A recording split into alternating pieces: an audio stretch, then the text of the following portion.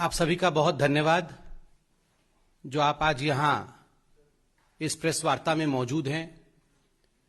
एक बहुत ही सनसनीखेज और गंभीर मर्डर केस पे विषय में जो उड़ीसा में घटित हुआ है उसको लेकर यह प्रेस कॉन्फ्रेंस है। मैं अभी टीवी चैनल्स देख रहा था। स्वाभाविक रूप से बहुत सारे महत्वपूर्ण विषयों में अभी टीवी चैनल्स में न्यूज चल रहा है, किंतु जिस विषय का खुलासा आज हम कर रहे हैं यह विषय अपने आप में बहुत ही गंभीर है, दिल को दहला देने वाला है। एक मासूम महिला के साथ, एक मासूम लड़की के साथ उड़ीसा के कलाहांडी जिले में जिस प्रकार का बर्ताव हुआ, जिस प्रकार से उसकी हत्या हुई, निर्ममता के साथ उसके शरीर को टुकड़ों में काट दिया गया, हमारा यह मानना है कि यह विषय नेशनल नरेटिव में आना चाहिए। राष्ट्र को इस ग्रूसम ब्रूटल मर्डर के विषय में पता होना चाहिए। मैं भी उड़ीसा का हूं। कभी कभी तकलीफ होता है कि अन्य राज्यों के विषय गंभीरतापूर्वक चर्चा में आती है, किंतु जब उड़ीसा का विषय और नारी अत्याचार का विषय जो उड़ीसा में हो रहा है वो विषय मुख्य मीडिया के धारा में नहीं आता तो मन द्रवित होता है, विचलित होता है। और इसीलिए आज भारतीय जनता पार्टी इस प्रेस कॉन्फ्रेंस के माध्यम से ममिता मेहर के लिए न्याय की गुहार करने वाली है। आप सभी ने कुछ दिनों से सोशल मीडिया में देखा होगा, जस्टिस फॉर ममिता मेहर नामक एक हैशटैग भी चल रहा है और देश विदेश से लोग इस बालिका के साथ, जो आज हमारे बीच नहीं है, उसके साथ खड़े हैं। ममिता मेहर 24 वर्ष की थी। ममिता मेहर एक टीचर थी, एक अध्यापिका थी। जिस स्कूल में वो अध्यापिका थी उस स्कूल का नाम सनशाइन इंग्लिश मीडियम स्कूल, और उस स्कूल के साथ उसी एडमिनिस्ट्रेशन का जुड़ा हुआ एक महालिंग कॉलेज, यह पूरा एक प्रांगण में था। यह उड़ीसा के कलाहांडी जिले में स्थित है, मौजूद है। 8 अक्टूबर से ममिता लापता थी और जब पूरे मामले को सामने लाया गया तो मालूम पड़ा कि उसकी हत्या हो चुकी है और कुछ दिनों पहले, 3-4 दिन पहले, उसकी डिकम्पोज्ड बॉडी पार्ट्स, उसके शरीर के कटे हुए अंग मिले हैं। उसकी डीएनए जांच हो रही है। ममिता मेहर के साथ क्या हुआ? ममिता मेहर के सनशाइन इंग्लिश मीडियम स्कूल के जो एडमिनिस्ट्रेटर थे उनका नाम गोविंद साहू है। पूरा विषय सामने जब आया तो मालूम पड़ा कि गोविंद साहू इस स्कूल और इस कॉलेज के जो लेडीज हॉस्टल था, जिसकी वार्डन ममिता मेहर थी, कहीं ना कहीं उसमें एक सेक्स रैकेट चलाते थे और इस सेक्स रैकेट में कई मासूम महिलाओं का, मासूम लड़कियों का, जो स्कूल में छात्रा के रूप में मौजूद थी, और कुछ अध्यापिकाओं का वो इस्तेमाल करते थे। इस प्रकार से दोहन और शोषण महिलाओं का होता था इस स्कूल और इस कॉलेज के कंपाउंड में। सबसे दुखद विषय है कि अब जो विषय सामने आया है वो वाकई हम सबके रोंगटे खड़ा कर देता है। मंत्री हैं दिव्य शंकर मिश्रा, उड़ीसा के बीजेडी सरकार के मंत्री हैं, वो वहां के गृह मंत्री हैं और एनर्जी मिनिस्टर भी हैं। अब दिव्य शंकर मिश्रा होम मिनिस्टर हैं उड़ीसा के, और दुखद विषय है कि इस पूरे प्रकरण में अब उनका नाम भी सामने आ रहा है। समय समय पर इस कॉलेज में जाना, इस स्कूल में जाना, वहां रात्रि प्रवास करना, महिलाओं का शोषण करना, यह मंत्री के आचरण में था। इस प्रकार की बातें अब न केवल उड़ीसा के मीडिया अपितु राष्ट्र पटल में भी सामने आ रहा है, और जो लोग पूरे इस प्रकरण में इन्वॉल्व थे उनके द्वारा भी सच्चाई सामने रखी जा रही है। जब ममिता 8 अक्टूबर से अपने घर नहीं पहुंची, पूरे विषय को लेकर ममिता के घर वाले, अध्यापिका के घर वाले जब पास के पुलिस स्टेशन में पहुंचे बलांगीर में, तो जान के आश्चर्य होगा कि वहां के जो पुलिस निरीक्षक थे, वहां के जो पुलिस के कर्मचारी थे, उन्होंने एफआईआर तक दर्ज कराने से मना कर दिया। कहीं ना कहीं पुलिस जानती थी इसमें मंत्री जी के हाथ का विषय है, मंत्री जी के साख का विषय है, इसलिए let's not file an FIR because otherwise the governments name will be dragged and the concerned minister's name would be dragged. Even the police was in no, and that's why the police refused to file an FIR initially. जब दबाव विपक्षी पार्टियों का उड़ीसा में पड़ा तो police के पास और कोई रास्ता नहीं रहा, तब उनको एफआईआर दर्ज करना पड़ा।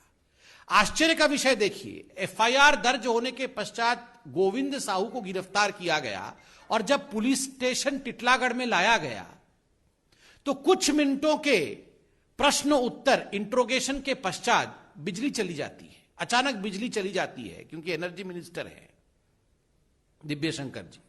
बिजली चली जाती है और गोविंद साहू अंधेरे में गायब हो जाता है। पुलिस स्टेशन के अंदर से, जहां चारों तरफ पुलिस तैनात है और 6-7 फीट का बाउंड्री वॉल है, उसको कूद के जाना भी आसान नहीं है। बिजली आने तक गोविंद साहू फरार। This is not possible without the complicity of the BJD government. अगर बीजेडी की सरकार और दिव्य शंकर मिश्रा जो कि होम मिनिस्टर है, एनर्जी मिनिस्टर है, ये बिजली का जाना और कल्प्रिट का गायब हो जाना, यह सब संभव नहीं होता यदि मंत्री इसमें खुद जुड़े नहीं होते। बाद में जब पूरा विषय आगे बढ़ा तो गोविंद साहू ने सरेंडर किया है और उसने माना कि अपनी चलती हुई कार में उसने हत्या की थी ममिता मेहर की, और हत्या करने के पश्चात कई घंटों तक बॉडी गाड़ी में ही रही। बाद में बॉडी के टुकड़े टुकड़े करके उसे जला करके उसे कॉलेज के प्रमाइसेस में ही दफना दिया गया था। अब बॉडी मिल गई। बंधुगण, यह काम एक व्यक्ति का नहीं हो सकता है। बॉडी को काटना, बॉडी को डिस्पोज करना, फिर उसको जलाना, फिर उसके रिमेन्स को दफनाना, यह एक गिरोह का काम हो सकता है, कई लोगों का भी काम हो सकता है। अभी तक गिरफ्तारी नहीं होना, मंत्री को बचा के रखना। और दिव्य शंकर मिश्रा जो मंत्री हैं वो इसी कॉलेज में भाषण में कह रहे हैं कि कई रात मैं इस कॉलेज में गुजार चुका हूं और जब मैं रातों को यहां रहता हूं तो मैं जवान हो जाता हूं। ये सारी चीजें फोन में मौजूद हैं। दुखद है जब इस प्रकार की, मुझे शब्दों का प्रयोग करने में भी बहुत तकलीफ हो रही है, इस प्रकार की शेमलेस बातें, शर्मनाक बातें फोन में मौजूद हैं, टीवी पर दिखाया जा रहा है, उसके बावजूद ये मंत्री बने हुए हैं। अगर this is the condition of the home minister of Odisha, what would be the condition of Odisha's government? Orissa की सरकार की हालत क्या होगी? वहां महिलाओं के ऊपर जो अत्याचार हो रहे हैं वो बंद कैसे होंगे? मैं मीडिया से सिर्फ इतना ही दरख्वास्त करूंगा, यह बहुत गंभीर विषय है। आज उड़ीसा की महिलाएं राष्ट्रीय मीडिया की तरफ देख रही हैं। आपने हर राज्य में जहां भी अत्याचार अन्याय होता है, आप उन विषयों को उठाते हैं, प्रतिपादित करते हैं, राष्ट्र स्तर में उस पर विवेचना होती है, गवेषणा होती है। आज उड़ीसा के इस विषय को राष्ट्रीय मीडिया उठाए और यह प्रश्न उड़ीसा की सरकार से अवश्य पूछे कि मंत्री संलिप्त हैं और मंत्री अभी तक बचे कैसे हुए हैं। माननीय राष्ट्रीय अध्यक्ष भारतीय जनता पार्टी के आदरणीय श्री जेपी नड्डा जी ने और भारतीय जनता पार्टी ने इस पूरे विषय का संज्ञान लिया है और एक 3 सदस्यीय टीम उड़ीसा भेज रही है। उस टीम के सदस्य हैं सांसद सुनीता दुग्गल जी, हमारी महिला मोर्चा की अध्यक्षा और विधायक आदरणीय वनिता जी और एमएलए रूपा मित्रा चौधरी जी। हमारी तीनों बहनें एक टीम के रूप में नड्डा जी के इस प्रस्ताव के पश्चात वो उड़ीसा जाएंगी और यथाशीघ्र इस पूरे विषय का संज्ञान लेके रिपोर्ट भी सबमिट करेंगी। आप इस विषय को गंभीरता से राष्ट्र पटल पर रखेंगे, यह आशा भारतीय जनता पार्टी करती है। बहुत बहुत धन्यवाद। कोई प्रश्न हो तो अवश्य पूछे।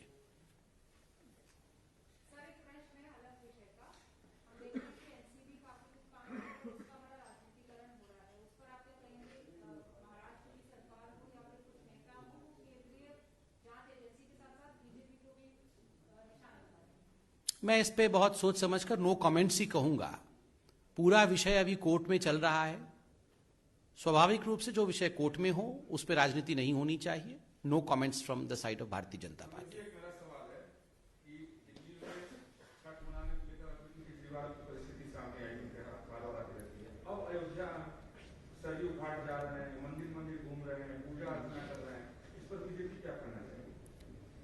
देखिए, ये तो उनकी व्यक्तिगत आस्था का मसला है, इस पे कमेंट तो वैसे करना नहीं चाहिए, मगर मैं अपने आप को रोक नहीं पा रहा हूं क्योंकि दिल्ली और खास करके अरविंद केजरीवाल जी के जो पिछले वक्तव्य रहे हैं उन सबसे मैं वाकिफ हूं, उन सबको मैं जानता हूं।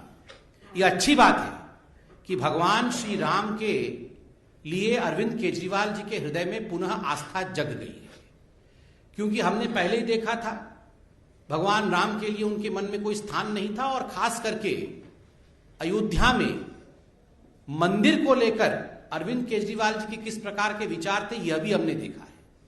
आज एक पुराना वीडियो भी सामने आया है, बल्कि एक नहीं कई वीडियो सामने आए हैं। एक वीडियो में अरविंद केजरीवाल जी बहुत ही हतप्रभ नजर आ रहे हैं, बहुत दुखी नजर आ रहे हैं, और वो कह रहे हैं कि उन्होंने अपनी नानी मां से पूछा था कि नानी अब तो तुम बहुत खुश होगी, तुम्हारे भगवान राम का मंदिर बन रहा है। तो उनकी नानी जी ने कहा था, नहीं अरविंद, मैं बिल्कुल खुश नहीं हूं, क्योंकि मेरे जो भगवान राम है वो वहां रह ही नहीं सकते हैं। तो आज मुझे लगता है कहीं ना कहीं अरविंद केजरीवाल जी ने अपनी नानी मां के दिल को दुखाया तो है, इसमें कोई दो मत नहीं, मगर अच्छी बात है भगवान राम के शरण में गए हैं। और मैंने एक भी वीडियो आज देखा है, एक और वीडियो है, उसमें वो कह रहे हैं कि सोचिए अगर Pandit Jawaharlal Nehru steel authority of India के बदले राम जी का मंदिर बना दिए होते तो क्या होता, तो क्या हिंदुस्तान विकास कर पाता।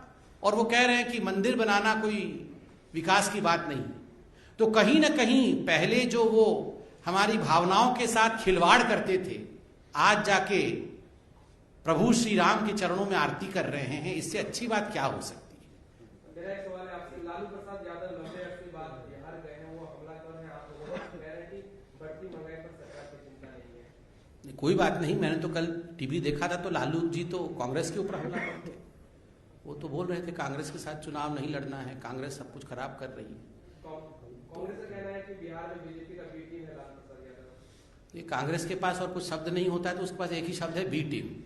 जो उसके खिलाफ बोलता है वो सबको बी टीम बोलती है। धीरे धीरे कांग्रेस जेड टीम होने वाली है पॉलिटिक्स में, कहीं रहने वाली नहीं है यही करते करते। बहुत बहुत धन्यवाद।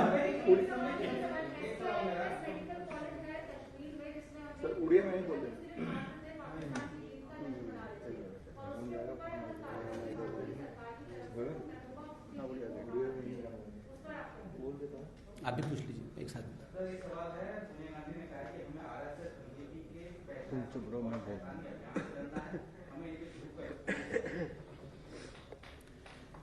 देखिए, जहां तक कांग्रेस कमेटी की मीटिंग चल रही है उस पर पूरे विषय का संज्ञान लेने के पश्चात भारतीय जनता पार्टी अवश्य अपनी टिप्पणी करेगी। और जहां पर तक जम्मू कश्मीर का सवाल है, आदरणीय गृह मंत्री अमित शाह जी वहां मौजूद है, सभी विषयों का अध्ययन करके वो अपने वक्तव्य को रख रहे हैं। मुझे लगता है हमें उन्हें सुनना चाहिए। धन्यवाद।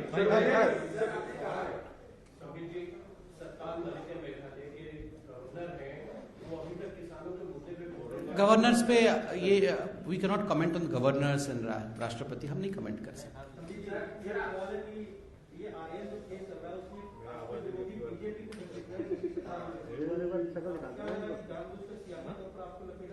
नो कमेंट्स, अभी कोर्ट में केस है। Thank you.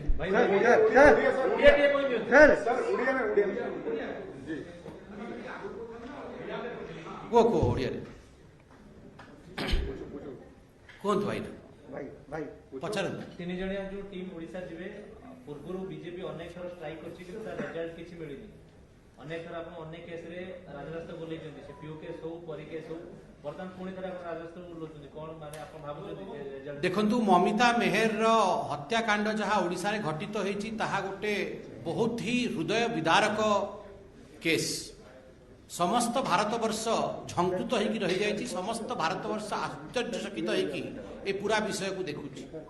स्वाभाविक भाव में ए विषय को राष्ट्रीय पटल में प्रतिपादित करवा आ जो अन्याय घटित होती ममिता सांगरे, विशेषकर मंत्री महोदय जो ना आसूची दिव्य शंकर मिश्र बाबूंकर, आम जानवा चाहूँ कौन बाध्यता रही राज्य सरकार जे राज्य सरकार एभली मंत्री को जार चरित्र दोष रही जहाँ नहीं आज समग्र ओडिशा रे गोटे वातावरण सृष्टि होती कहीं एपर्यंत बर्खास्त कराही आम जाना चाहूँ ए पूरा विषयर गंभीरता और गभीरता जानापी आदरणीय नड्डा जी जे भारतीय जनता पार्टी राष्ट्रीय सभापति माननीय नड्डा जी गोटे 3टी मेंबर गठन कर 3टी सदस्य मेंबर टीम गठित कर टीम सदस्य होती सांसद सुनीता दुग्गल जी आमर बानती श्रीनिवासन जी आमर महिला मोर्चार अखिल भारतीय सभापति और रूपा मित्र चौधरी जे विधायक आम 3 जन भौणी ओडिशा को जाई ए पूरा विषयर गंभीरतार अध्ययन करी आदरणीय नड्डा जी को रिपोर्ट सबमिट करेंगे। बहुत बहुत धन्यवाद। Subscribe to our channel by clicking the subscribe button. Click the bell button and enjoy the latest uploads from our channel.